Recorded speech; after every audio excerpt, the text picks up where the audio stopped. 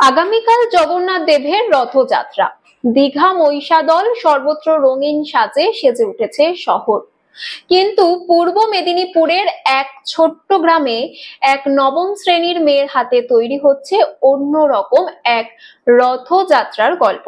হ্যাঁ, বলছি পাঁশকুড়ার রাজ শহরের প্রীতি সাউয়ের কথা। ভ্যাজলিনের কৌটো থেকে শুরু করে পুরনো ল্যাম্প, সবই তার শিল্প সৃষ্টির উপাদান। চলুন দেখা যাক প্রীতির চোখে রথ মানে ঠিক কি। প্রতিটা স্বপ্নের একটা ভাষা থাকে, আর সেই ভাষা যদি হয় শিল্পের, তাহলে বয়স বা সাধনের উপকরণ বড় কথা নয়। পাঁশকুড়ার রাজশহর গ্রামের নবম শ্রেণীর পড়ুয়া প্রীতি সাউ। তার কল্পনা যেন বাস্তবের চেয়েও বেশি উজ্জ্বল। যখন কেউ পুরনো ওষুধের বোতল ফেলে দেয় কিংবা খালি ভ্যাসলিনের কৌটোয় চোখ ফিরিয়ে নেয়, তখন প্রীতি সেগুলোকে বানিয়ে ফেলে শিল্পের মাধ্যম। কাঁচি আর রং তুলি দিয়ে সে গড়ে তোলে কাগজের তলোয়ার, হারমোনিয়াম, ব্যাঙের ছাতা, এমনকি কাচের বোতলে তৈরি করে রঙিন ফুলদানি। কিন্তু এবার রথযাত্রা সামনে, আর বাড়িতে নেই জগন্নাথ, বলরাম, সুভদ্রা, এই তিন দেবদেবীর মূর্তি। কিনতে তো যাবে না, কারণ সে জানে নিজের হাতে বানানো জিনিসেই থাকে সবচেয়ে বেশি মনের টান। তাই ভ্যাজলিনের পুরনো কৌটো আর তুলির ছোঁয়ায় সে নিজেই তৈরি করে ফেলেছে ছোট্ট তিনটি মূর্তি। আর সেই মূর্তি উঠবে রথে, যা টানা হবে তার নিজের হাতে বানানো ছোট্ট রথে, বোন আর পাড়ার ভাই বোনদের নিয়ে। তার কাজ দেখে এখন পাড়ার আরো অনেক ছোটরা চায় ওর মতো এমন দেবতার মূর্তি। আর প্রীতিও হাসি মুখে তাদের হাতে তুলে দিচ্ছে নিজের তৈরি করা দেবতা।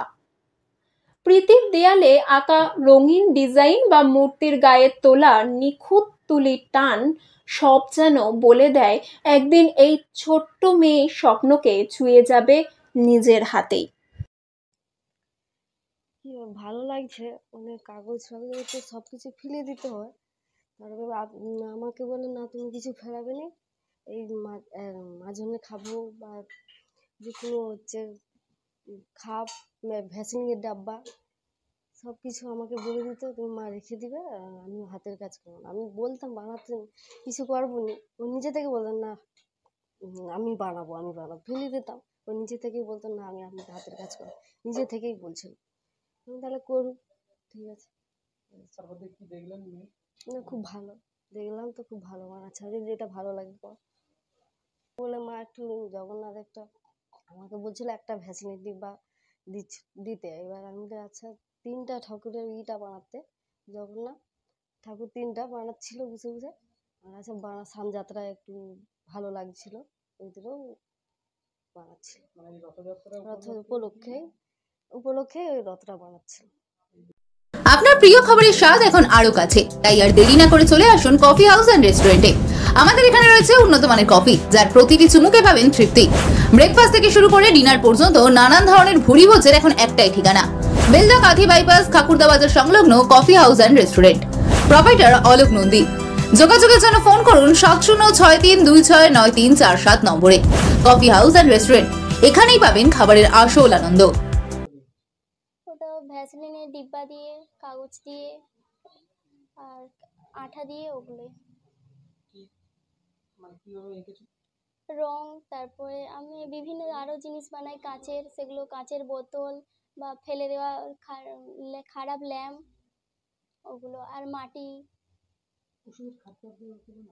হ্যাঁ, আমাদের ঘরে দেখলাম সব ঠাকুরগুলোই আছে, কিন্তু জগন্নাথ, সুভদ্রা, বলরামের তো কোনো ছিল না ছবি।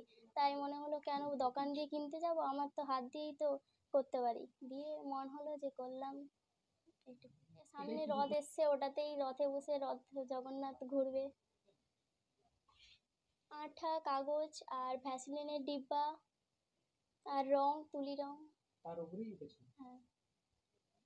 আমরা যখন পুরনো জিনিস ফেলে দিই, তখন প্রীতি তা দিয়ে বানায় ভবিষ্যতের স্বপ্ন। ওর মতো শিশুদের হাতেই সত্যি গড়ে উঠছে আগামী ভারতের শিল্প চেতনা। এই রথযাত্রায় তাই প্রীতির হাতেই উঠুক ছোট্ট স্বপ্নের রথ। এরকম পাশাপাশি আরো অন্যান্য খবরের জন্য চোখ রাখুন সময় 365 পর্দায়।